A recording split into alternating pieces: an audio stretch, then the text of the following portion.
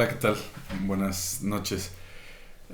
Quiero comenzar agradeciendo, antes que presentándome, por la oportunidad de poder estar en este foro y poder dar un poquito de información para aquellas pacientes que la requieren o que están interesadas en esto.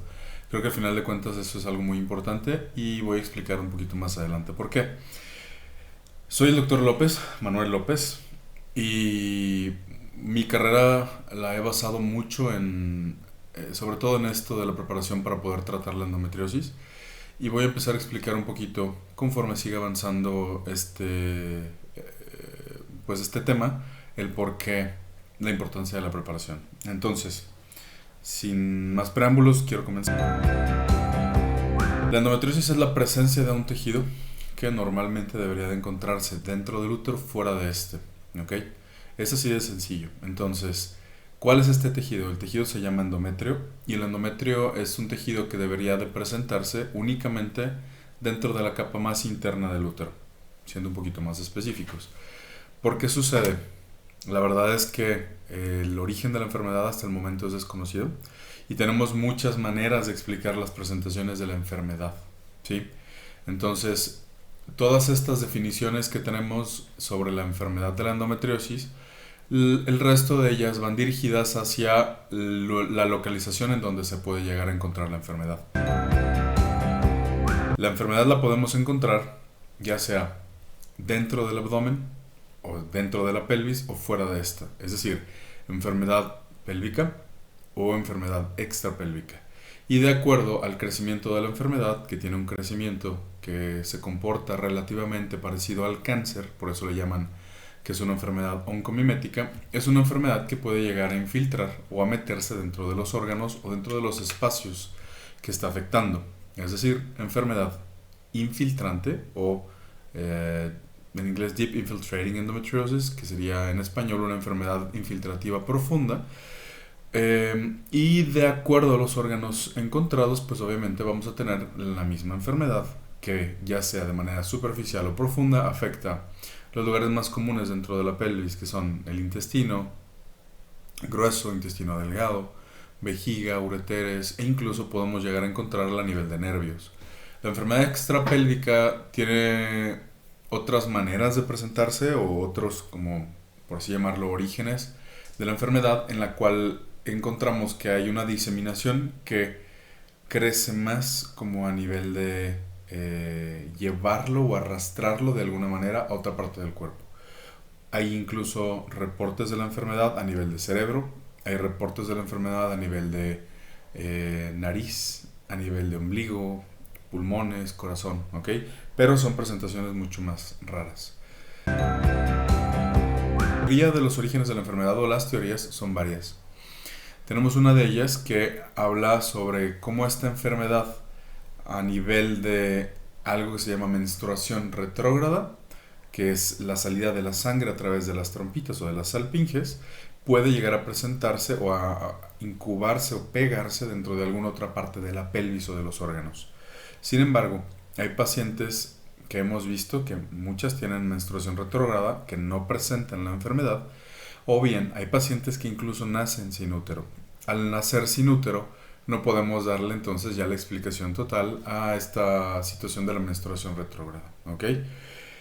Otra de las teorías que pudiera llegar a presentarse como una de las que tienen predominancia o que son más comunes en cuanto a la descripción de los síntomas es una teoría que habla sobre el cambio de las células del cuerpo para poder mutar o cambiar hacia células de endometriosis o de endometrio fuera de lugar, ¿sí?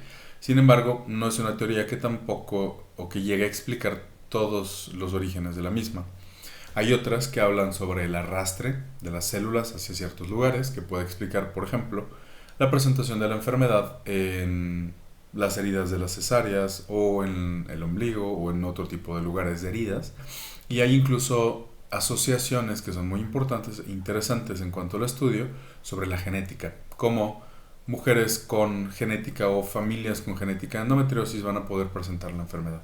Todas estas teorías que les menciono, la endometriosis, para comprenderlo mejor, es una irritación constante o un estímulo constante inflamatorio sobre diferentes lugares. Y este estímulo constante inflamatorio es un estímulo que puede llegar a generar lesiones que nosotros llamamos nódulos, pero si los queremos traducir a un lenguaje común, es como si fueran callos o heridas que constantemente, mes con mes, se están inflamando. A nivel inflamatorio o a nivel del cuerpo, esta inflamación genera cada vez más síntomas y bien, cada vez más daño hacia los órganos que podamos estar tratando. Entonces, estos nódulos, estas adherencias, estos cambios anatómicos, es lo que genera que en algunas pacientes tengamos que recurrir a un tratamiento quirúrgico más que a un tratamiento médico para poder mejorar los síntomas de la paciente y poder ofrecer un tratamiento que sea lo más integral posible para la mejoría de la enfermedad. La enfermedad de la endometriosis se ha estimado a nivel mundial en un aproximado de 1 a 2 mujeres por cada 10. Entonces, tenemos una presentación muy amplia de la enfermedad en una población muy grande. ¿Cuál es el problema de la enfermedad o cuál es el problema de la endometriosis? El problema de la endometriosis lo podemos marcar en diferentes niveles. ¿Por qué en diferentes niveles? Comenzando porque existe o tenemos a nivel cultural una dificultad para poder expresar situaciones que tengan que ver con nuestro pudor o con nuestra intimidad. Entonces, el hecho de nosotros tener limitantes para la expresión de ciertas situaciones que pueden resultar fisiológicas hace que la comunicación sea poca o que sea limitada. Entonces, comenzando por esto, ¿no? Una vez que tenemos un poquito más de confianza o más comunicación con los miembros de la familia, podemos también darnos cuenta cómo a nivel familiar existen estos tabús o estas ideas de que por ser mujer o por tener estos antecedentes a nivel familiar es común que tengamos dolor. Otra de las situaciones que conlleva la enfermedad es que a nivel familiar existen muchas veces personas que se encuentran en la misma posición de la persona que está buscando ayuda o que está buscando información. ¿Esto qué significa? Que si, por ejemplo, una hija recurre a la madre y le comenta que tiene dolor y que tiene molestias, generalmente la madre puede llegar a decir, yo en su momento, antes de estar embarazado de ustedes o de comenzar vida sexual, etcétera, tenía mucho dolor y una vez que tuve los embarazos dejé de tener dolor. Esto tiene una explicación a nivel de fisiología, pero se llega a consecuentar el dolor o a justificar el dolor como algo normal. Otro de los problemas es el recurrir a los médicos que no estén informados en cuanto a la enfermedad. Que generalmente existe algún médico de cabeza que si no tiene la información o el conocimiento sobre la endometriosis va a llegar a creer que es normal o es común que exista dolor durante el periodo menstrual. Y entonces llegamos a tener una enfermedad que sigue creciendo o que sigue acrecentándose con poco tratamiento o incluso con síntomas que, de acuerdo a la enfermedad, van cambiando conforme a qué tanto penetra. Entonces, esta es una de las situaciones. Pudiéramos incluir incluso otras que a nivel de cultura o a nivel de religión se ha considerado que la mujer debería sufrir simplemente por el hecho de ser mujer. Pero bien, el problema sobre todo creo está dentro de la información. Por eso es que es tan importante campañas como estas que están permitiéndonos tener una buena comunicación hacia la población en general. ¿Qué son los síntomas o qué es lo que siente una paciente con endometriosis? Desgraciada o afortunadamente, según como lo queramos ver, llegar al diagnóstico de la enfermedad resulta sumamente sencillo. Tenemos básicamente 4 síntomas que son los que más comúnmente se presentan en las pacientes y que la verdad es que una vez que se buscan de manera intencionada o se interrogan, resulta sumamente fácil poder decir que alguien tiene o no la enfermedad. Ahora, nos estamos basando en la clínica para hacer el diagnóstico y si bien es cierto que para poder llegar a un diagnóstico un poquito mucho más acertado necesitamos de ciertos estudios, la clínica, así como decían los doctores, nuestros maestros o los médicos ya con mucha más experiencia, la clínica resulta fundamental. ¿Cuál es la clínica de la endometriosis? Síntoma número 1, dolor durante el periodo menstrual. Entonces, el dolor durante el periodo menstrual no es normal. Si bien es cierto que pueden existir cólicos que determinen una cierta incomodidad, no debe existir dolor como tal. El dolor no es normal. Este primer síntoma se conoce como dismenorrea. El segundo es el dolor durante las relaciones sexuales. Este síntoma, conocido como dispareunia, es mucho más común cuando lo buscamos de acuerdo al grado de profundidad del dolor. Es decir, la dispareunia, que es el dolor durante las relaciones sexuales, lo dividimos en dos: el dolor superficial o el dolor profundo. El dolor superficial no está tan asociado con la enfermedad, pero el dolor profundo sí, y tiene una explicación sencilla. Si nosotros recordamos que este tejido fuera de lugar constantemente está generando inflamación, dolor, adherencias y zonas de fibrosis, vamos a recordar que la anatomía se puede llegar a modificar. Entonces, estructuras que normalmente deberían de encontrarse libres se encuentran adheridas o pegadas. Esta adhesión o estas adherencias o estas modificaciones de la anatomía generan dolor al momento de conseguir situaciones dentro de la intimidad en las cuales la penetración o la movilización de los órganos pélvicos es mucho más profunda y llega a facilitar o mover más órganos que normalmente con una penetración o al comienzo de la penetración no se presenta. Entonces, el dolor durante la intimidad o durante las relaciones sexuales es algo que no debe considerarse como algo normal. El tercero de los síntomas es común, pero a la vez nos habla mucho sobre la evolución de la enfermedad, y es las manifestaciones intestinales dentro de las pacientes con endometriosis. Las manifestaciones intestinales más comunes son diarrea, estreñimiento o incluso dolor durante las evacuaciones. La diarrea y el estreñimiento nos pueden hablar en ciertos estadios de, sobre todo, situaciones de inflamación, pero existe dolor en ocasiones que ya es de manera constante y que no se asocia, como los primeros dos síntomas, a el periodo menstrual. Eso significa que conforme sigue avanzando la enfermedad, hay pacientes que fallan a encontrar el diagnóstico y que recurren constantemente a médicos que se dedican a la parte del intestino, llámense cirujanos generales, gastroenterólogos, coloproctólogos, cuando en realidad el diagnóstico o el problema que están teniendo es un problema causado por la endometriosis. El cuarto síntoma es a situaciones urinarias. Pacientes que tienen molestias urinarias o situaciones urinarias en las cuales constantemente durante su periodo menstrual están teniendo síntomas como si fueran infecciones. Y al momento de realizar los estudios de laboratorio encontramos que estos estudios no tienen una infección o no tienen una enfermedad que explique los síntomas. Estas pacientes llegan a presentar a nivel de los estudios nódulos o lesiones que involucran cualquiera de la parte urinaria, que sería la parte anterior de la pelvis, y entonces podemos explicar a través de este crecimiento de la enfermedad los síntomas urinarios. El diagnóstico, como lo comenté anteriormente, lo podemos evaluar desde la clínica.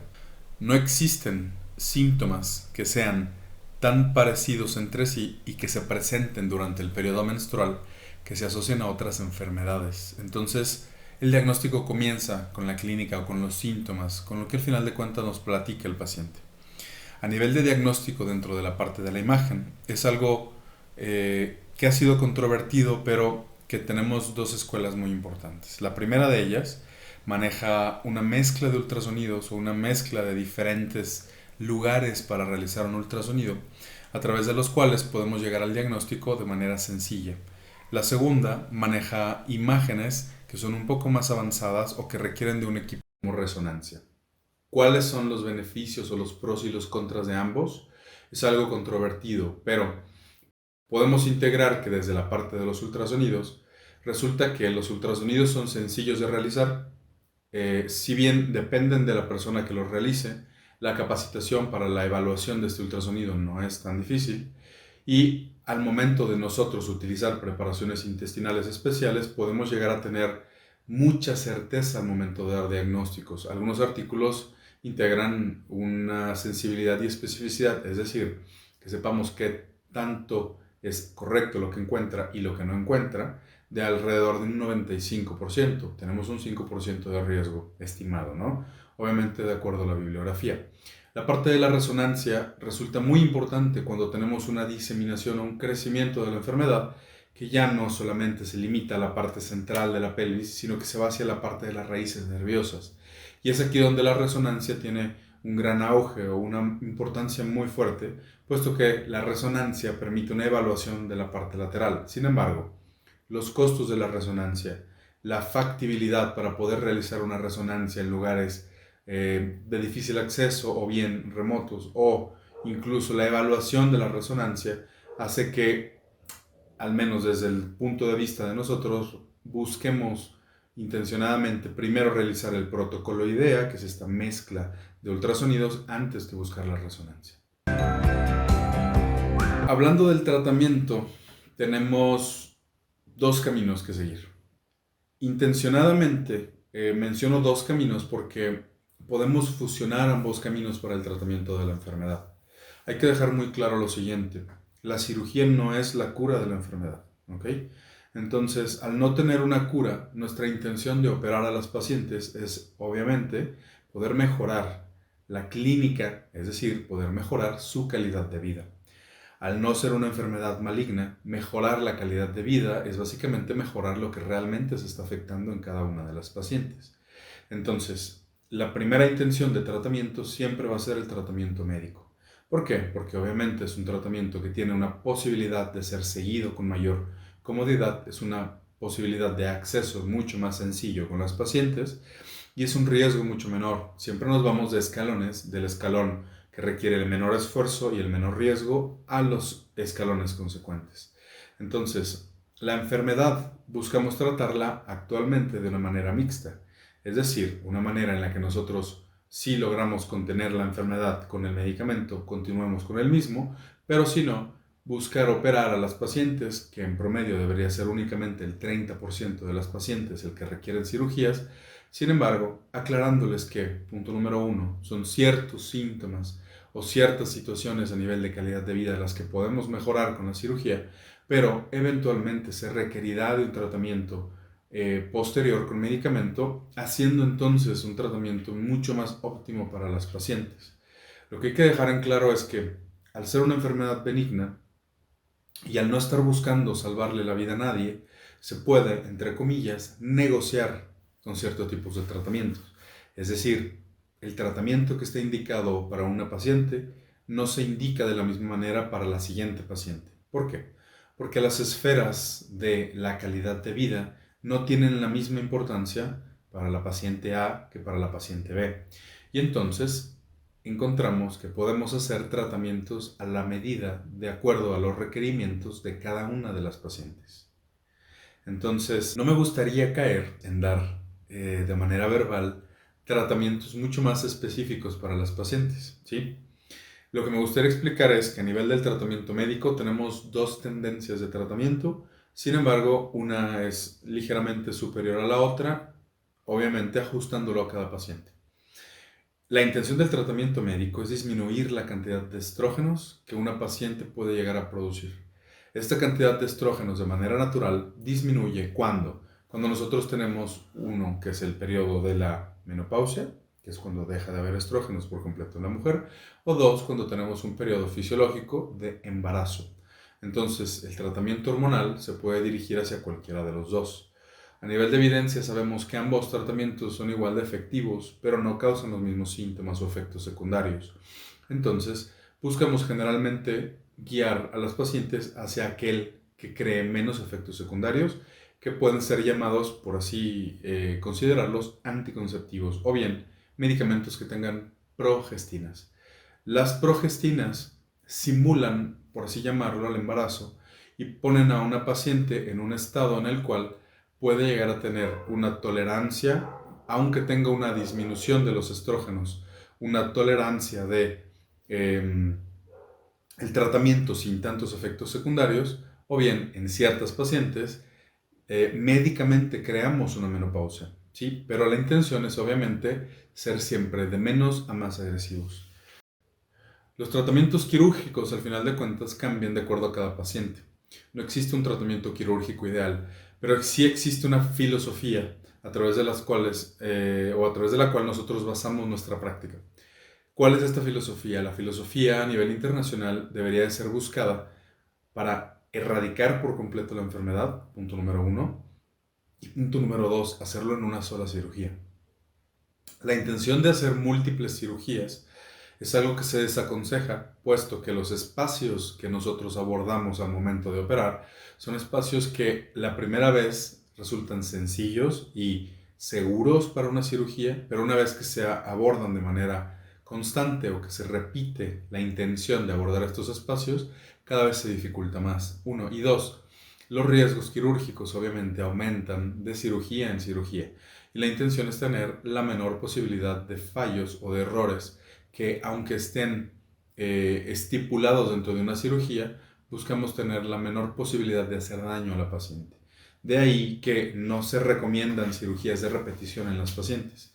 Y por así llamarlo, para darme a entender un poco, le llaman a este tipo de cirugía single shot surgery o cirugía de un solo tiro o de un tiro único.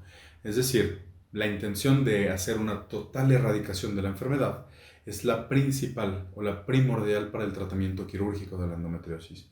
Obviamente, cada una de las características de la descripción que les hice sobre la enfermedad es justamente lo que tenemos que eliminar, pero dependerá de cada paciente. Agradecer de nuevo la atención que me otorgaron y sobre todo me gustaría hacer énfasis en buscar la difusión de la información. El hecho de que nosotros demos a conocer toda esta información facilita que las pacientes no lleguen a estadios muy avanzados y esto facilita, de nuevo, que podamos hacer tratamientos que sean sumamente sencillos y que no requieran de una cirugía. Este es uno de los mayores problemas en cuanto a la enfermedad. Otra de las cosas difíciles es que no tenemos un tratamiento específico para cada paciente. Por eso resulta muy difícil que los foros o que incluso los videos o los lives o las consultas que se están haciendo por redes sociales sean algo que pueda informar de manera óptima a las pacientes. La intención de todo médico a nivel de ética debería de ser poder ofrecer calidad de información y calidad de tratamiento y obviamente calidad de atención. Creo que lo más importante es comprender que no todas las personas somos iguales, aunque la enfermedad pueda llegar a presentarse con el diagnóstico de endometriosis. No todas las endometriosis, por así llamarlo, son iguales, o no todas las presentaciones de la enfermedad son iguales, y por esto es que debería de buscarse de manera intencionada hacer esto algo muy personalizado y dejar de dar información tan general que para ciertas personas pueda resultar cómodo o que a ciertas personas se le indique de manera errónea qué es el tratamiento más común o el mejor utilizado o lo mejor que pudiéramos hacer. ¿Cómo podemos evitar esto? Creo que al final de cuentas la intención sería buscar informar a la población y que la población recurra a médicos que estén especializados para poder tratar con la enfermedad de la manera más óptima posible.